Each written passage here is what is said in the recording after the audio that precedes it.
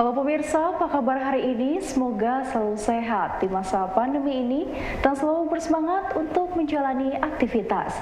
Bagi pemirsa yang harus tetap bekerja di luar rumah, jangan lupa menggunakan masker. Hari ini program Berita News Point hadir menjumpai Anda bersama saya Amirah Dinda. Selama 30 menit ke depan, News Point akan menyajikan berita terbaru seputar Universitas Brawijaya dan Malang Raya. Jangan kemana-mana, keep on our channel News Point.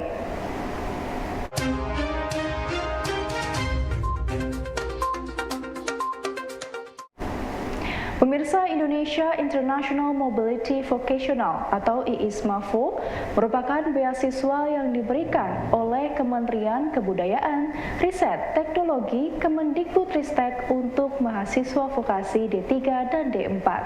Program yang berdiri pada Februari lalu ini memberikan beasiswa dan menciptakan peluang kepada para mahasiswa yang terpilih untuk menempuh kuliah selama 1 semester di luar negeri dan juga mengikuti magang di berbagai perusahaan yang menjadi mitra dari kampus luar negeri. Program ISMA Vokasi ini sebetulnya adalah program unggulan yang memang program kebanggaan, salah satu kebanggaan vokasi di mana memberikan kesempatan kepada adik-adik vokasi untuk mengenyam pendidikan di luar negeri, juga berinteraksi dengan industri. Nah, tahun 2022 ini memang sebelumnya di tahun 2021 belum ada ISMA ya, dan beberapa kali saya ditanya kapan ada ISMA, dan memang ISMA waktu itu memang ada hanya untuk ISMA akademik yang waktu itu saya ingat diketuai oleh Pak Junaidi yang juga hadir di tengah-tengah kita. Beliau adalah pendiri ISMA dan beliau telah menginspirasi kami di sini waktu itu. Tim konsorsium internasional yang memang diketuai oleh Pak Zar dan dengan tim Ibu Nurmala waktu itu kami bekerja untuk membangun tim ini di ISMA Vokasi. Nah, beberapa saat kita membangun tim dan kemudian kita mulai untuk memulai program ini memang tidak mudah.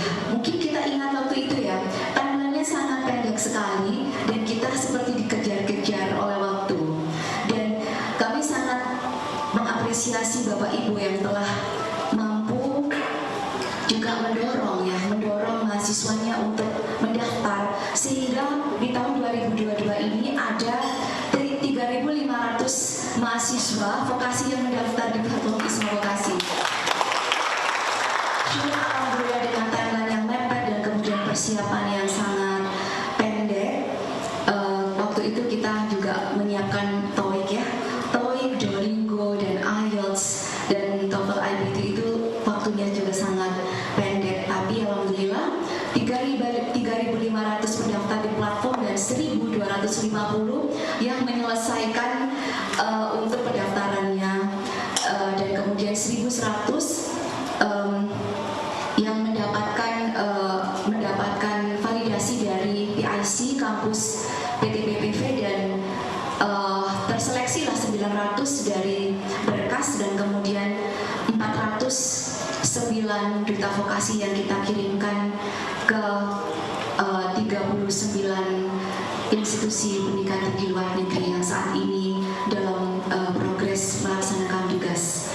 Nah, dengan adanya program ISMA Vokasi ini tentunya kita ingin melakukan follow up yang nantinya bisa memberikan empowering bagaimana ISMA Vokasi ini bisa memberikan pengalaman atau memberikan opportunity untuk kampus-kampus dalam bermitra dengan mitra ISMA Vokasi. Upaya untuk mempersiapkan sumber daya manusia vokasi yang siap kerja, Vokasi UB mengajak para mahasiswa D3 dan D4 untuk ikut serta dalam IISMAVO yang akan dilaksanakan selama 1 semester di Universitas Mitra Internasional. Dekan Fakultas Vokasi UB, Profesor Unti Ludikdo berharap 10 mahasiswa yang telah lolos dari seleksi IISMAVO ini nantinya dapat mendapatkan pengalaman dengan meningkatkan pengetahuan, soft skill, jaringan seluruh dunia, dan kompetensi global. Ini kegiatan yang kami inisiasi ya, dari Vokasi Brawijaya dalam rangka untuk menguatkan hal yang dilaksanakan oleh Direktorat Jenderal Pendidikan Vokasi, ya, sehingga kita kolaborasikan dengan Ditjen Vokasi, ya, untuk bersama-sama membangun kesepahaman dan aksi penguatan Ismafo dan kerjasama lainnya dengan mitra luar negeri kita. Itu intinya seperti itu. Jadi kami merasa berkepentingan dalam rangka untuk penguatan pendidikan vokasi, ya, tidak hanya di Brawijaya tapi di seluruh Indonesia itu, gitu ya, itu memerlukan banyak mitra dari luar negeri, ya, perguruan tinggi di luar negeri khususnya. Nah, tentu sekarang sudah ada beberapa, ya, yang anak-anak kita, gitu ya, anak-anak vokasi itu juga sudah berangkat mengikuti kegiatan Ismafo, ya, di berbagai perguruan tinggi di luar negeri, baik di Eropa, Amerika, di Australia, di Asia, itu mereka sudah vokasi Brawijaya dan Sempurna. Nah, ke depan kami berharap lebih dari itu. Ada skema dari Ismafo, kemudian ada skema-skema yang lain. Nah, ini kita bangun bersama kesepahaman itu dengan teman-teman sesama pengelola pendidikan vokasi, gitu ya, yang dalam hal ini dihadiri oleh kantor urusan internasional masing-masing fakultas atau sekolah vokasi dan politeknik di seluruh Indonesia, ya. Nah, sehingga ini menjadi keserempaan, begitu, ya, menjadi keserempaan dari pengelola pendidikan vokasi dalam upaya menguatkan kemitraan dengan luar negeri, sehingga nanti memudahkan anak-anak kita ketika mereka mau outbound. Pun demikian sesungguhnya yang kita harapkan juga nanti impor dari perguruan tinggi mitra kita ke luar negeri itu juga datang ke Indonesia, belajar di Indonesia. Itu kita harapkan, ya. Dan ini dikoordinasi oleh International Relation Office Fakultas Vokasi, gitu, yang dikomandani oleh Pak Adriat Moko.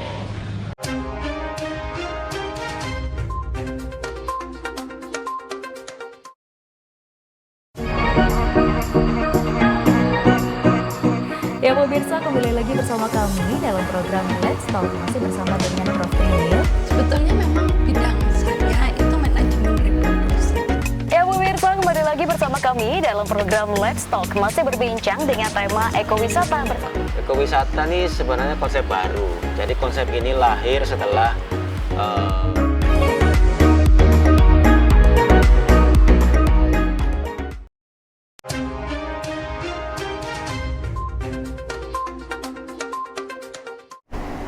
Pemirsa, dalam rangka memperingati Hari Paliatif Sedunia dan Hari Kesehatan Nasional 2022, berbagai komunitas lansia di Malang Raya yang tergabung dalam kepanitiaan Lansia Jawara mengadakan serangkaian acara di Pendopo Agung Kabupaten Malang. Kegiatan yang mengusung tema layanan kesehatan paliatif dalam mendukung kesehatan lansia dan para pendamping ini sekaligus meresmikan Masyarakat Paliatif Indonesia atau MPI cabang Malang Raya. Jadi MPI itu kepanjangan dari Masyarakat Paliatif Indonesia yang hari ini dikukuhkan Dr. Wawan, beliau dari RSUB. Jadi insya Allah dengan adanya MPI di Malang ini, kita ada tagline-nya namanya Malang Bebas Nyeri. Jadi kita bagaimana nanti para lansia ini ketika mereka mencapai dying, menginjak ke kematiannya, kita usahakan mereka mati dengan khotimah. Dari segi nyerinya juga udah bebas nyeri, dan segi psikologisnya mereka juga tidak tertekan, begitu maksudnya. Dari MPI insya Allah setelah hari ini pengukuhan, kita rencananya akan mengadakan sosialisasi tentang masyarakat paliatif Indonesia. Dalam hal ini kita bekerja sama dengan endorfin. Jadi endorfin ini diambil dari hormon bahagia, ya. Jadi dimana dengan endorfin ini kita akan sosialisasi ke puskesmas-puskesmas, kita konsultasi ke Karangwerda di kelurahan-kelurahan, yang mana nanti kita akan memberikan pelayanan paliatif, yaitu supaya pasien-pasien kita, terutama yang lansia ini, mereka bebas nyeri. Dan kita rencananya insya Allah akan membangun shelter lansia yang akan kita bangun di daerah Ndau. Kalau saat ini tentu saja yang diperlukan yang pertama adalah partisipasi dari masyarakat sendiri ya. Karena banyak saat ini para lansia itu, mereka di akhir hayatnya itu kadang bingung ya. Mereka harus ngapain, terus ketika konflik dengan caregiver ini maksudnya pendamping lansia, karena kan namanya lansia ini juga mereka tidak ada sekolah bagaimana menjadi lansia yang baik. Makanya kita kerjasama dengan shelter lansia ini, dimaksudkan nanti para lansia ini mereka bisa bertemu dengan para lansia sesamanya, bisa bercerita, dan kita ada menyalakan hobi-hobi seperti bertanam, berkebun, menyanyi, dan sebagainya.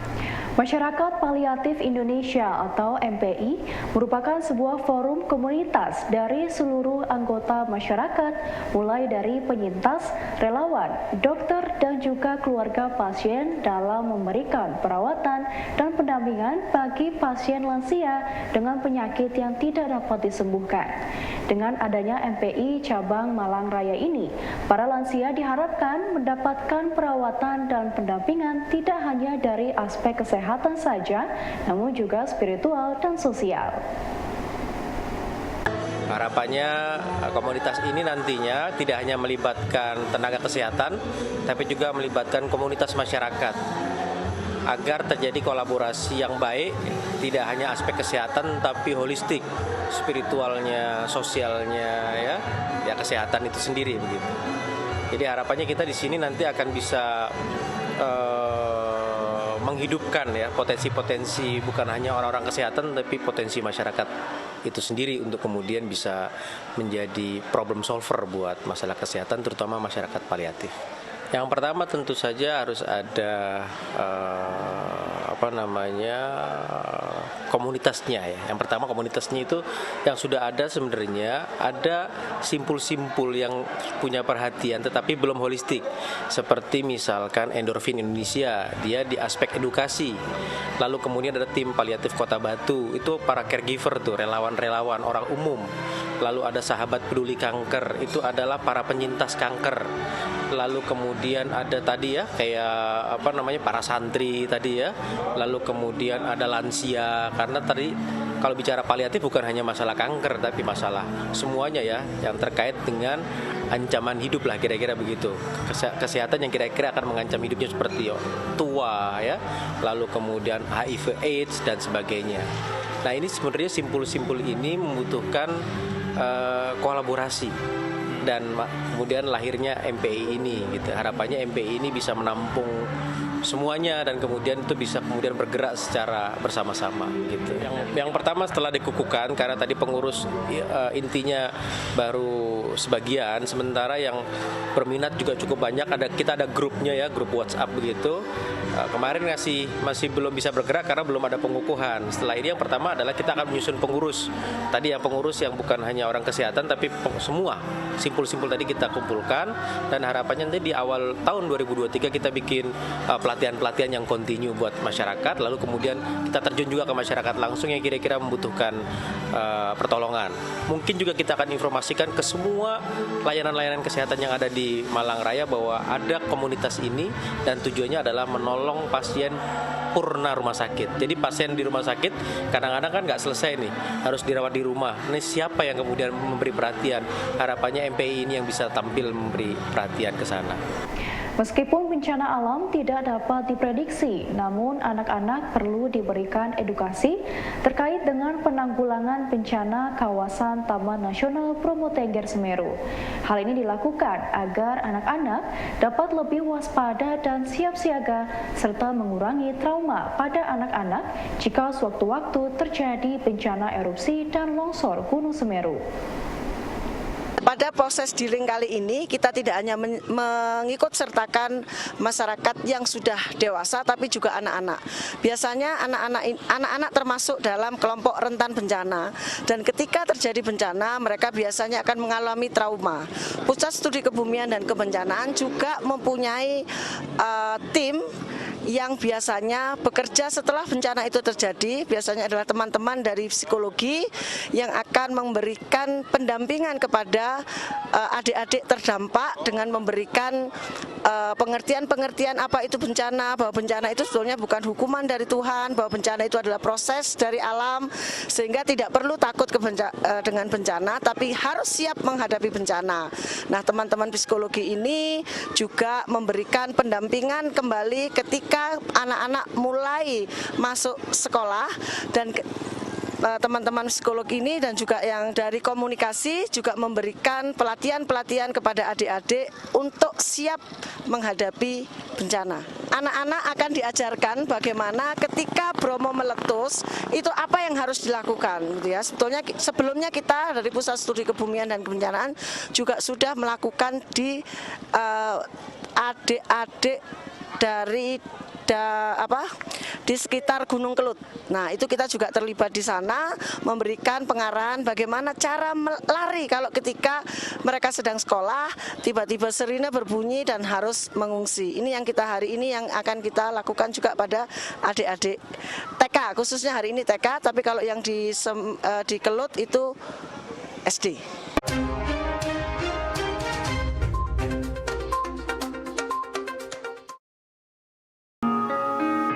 Ya, mana yang kau pilih? Memberi perhatian atau berusaha tak peduli? Dan mana yang lebih melelahkan, berjuang atau melupakanmu kini? Salahkah kau berpura-pura untuk mendapatkan perhatianku? Aku tak peduli, ku tak tahan lagi. Ku sudah tak punya waktu untukmu lagi. Is anybody real here? Is anybody real here? Aku tak peduli.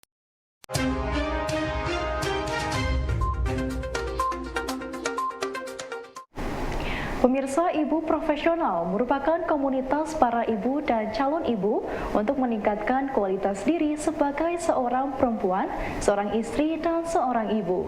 Dengan adanya komunitas ini, para perempuan dan calon ibu dapat tumbuh bersama, belajar bersama, serta saling menguatkan dalam proses mendidik anak dan mengelola keluarga. Ya, jadi Ibu Profesional itu wadah buat para calon ibu dan para ibu untuk mengaktualisasi diri ya, untuk meningkatkan kapasitas diri sebagai ibu, istri, dan perempuan. Kalau sekarang banyak sih Mas, kalau menurut saya hikmah pandemi ini malah kita bisa belajar online lebih mudah ya. Jadi kita bisa dapatkan informasi, dapat bekal buat anak-anak, buat menemani anak-anak, membersamai anak-anak itu dengan lebih baik dan lebih mudah lewat kemudian teknologi yang ada sekarang ini. Kalau untuk kita, karena masa pandemi ini anak-anak pasti butuh sesuatu yang bikin refresh ya, bikin semangat lagi gitu.